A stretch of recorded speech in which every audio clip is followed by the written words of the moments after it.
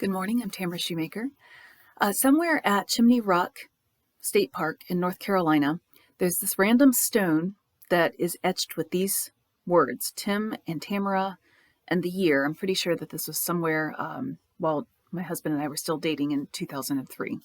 So it was silly and fatuous. We knew it when we etched those stones, but it was a special time. It was my husband's first trip home to meet my family, and we wanted to mark the occasion. So the occasion was marked, and in its wake, we left behind a memorial of what had been and of what was becoming. It was like a timestamp, right? It was a symbol of something bigger than ourselves. And at that point, we were just, two people, Tim and Tamara, with separate paths that were slowly merging and separate histories that had just barely impacted each other yet. So the marker was simple, and it's quite likely the rain washed away the etching not long after we had made it. But it was the beginning of something new. So that rock came to mind as I went back to Joshua today, where I read in Joshua chapter 8. And Joshua 8 recounts the story of take two, on the Israelites' attempt to conquer the city of Ai. Because Ai is in close proximity to Bethel, the Israelites ended up taking that as well. And that's significant to my point, and I'll get to that in a second. So in summation, the Israelites had tried to take Ai immediately after their conquest of Jericho. But because an Israelite named Achan had sinned and taken what didn't belong to him and rather belonged to God, the Israelites lost their first attempt at conquering Ai, and God called out the perpetrator of sin within the ranks. So Achan was killed as a punishment, and the Israelites consecrated themselves for their next attack. So when that happens, God gives Joshua some instructions for this attack, which are also significant. Joshua wins over Jericho and Ai based on the instructions he gets from the Lord, and we'll see how this differs from what happens in chapter 9, which I'll get to hopefully tomorrow. So according to those instructions that God gives to Joshua, Joshua sets an ambush of men on the west side of Ai under the cover of darkness. Then when morning comes, Joshua takes the rest of his army to face Ai's northern front. And the men of Ai see the Israelite army to the north when the sun comes up in the morning, and they think, well, hey, we beat them once, we can sure do it again. And so all of them charge out of the city, along with their compatriots in the city of Bethel, and not a single man is left behind to guard the city. So it kind of plays out like a movie.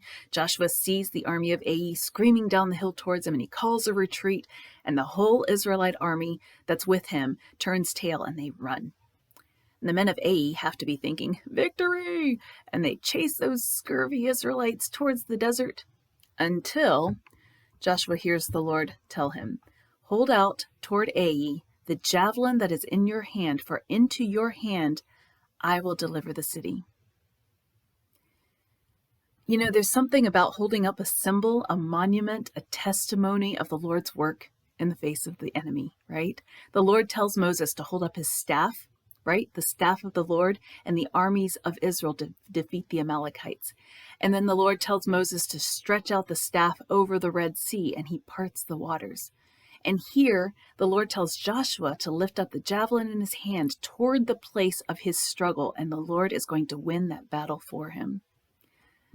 What do we lift up in the face of our enemies? Maybe we're not slaying soldiers, right, on the slopes outside of a walled city, but we are battling. That is the truth. And I'm going to climb onto a soapbox just for a tiny little second. I've heard accusations that Christians aren't really fighting against anything. So, what's all the fuss about? Nobody's really against you. What's your problem? I want to get this straight. There's this age-old battle between God and between Satan. And while God has the ultimate victory, we've already read the last page in the story, Satan continues to make trouble, as much trouble as he can for as long as he can. Ephesians 6:12 tells us, our struggle is not against flesh and blood, but against the rulers, against the authorities, against the powers of this dark world, and against the spiritual forces of evil in the heavenly realms. So we are in a battle. We do fight an enemy, and anyone who says differently has been blinded by complacency. Okay. So again, what is the standard that we lift up in the face of our enemies? Do we lift up a javelin toward Ai, or do we lift up a white flag of surrender? We've got a choice between those two. What choice are we going to make? That wasn't my point, but it was a good one. I'm going to move on. Joshua lifts up his javelin and he faces the city of Ai. and the tide of the battle turns.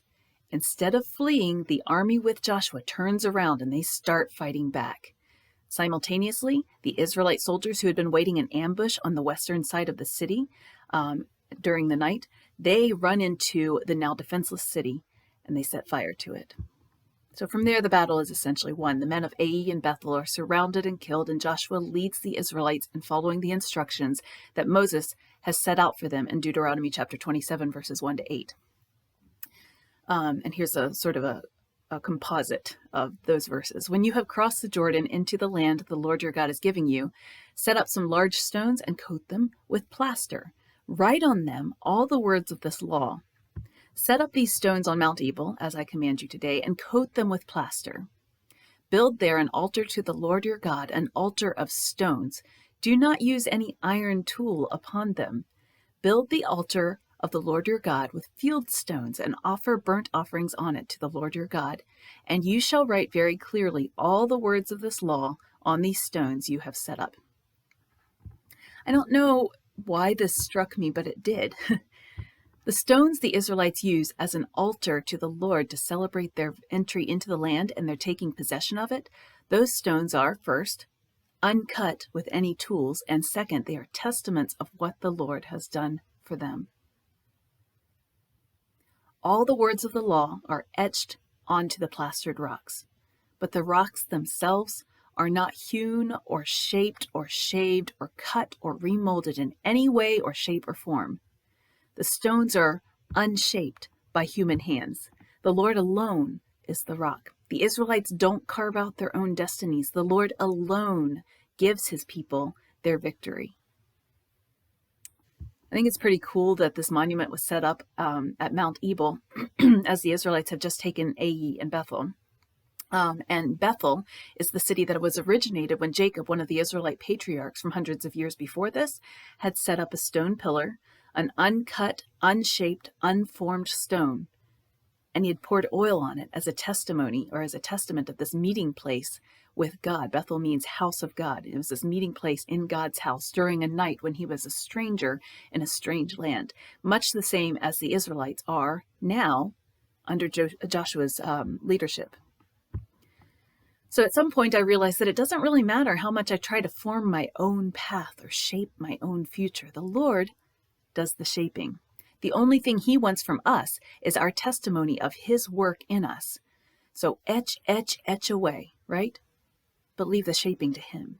Whatever the words are that tell the story of his work in us, his victory over the enemy, let's write them very clearly.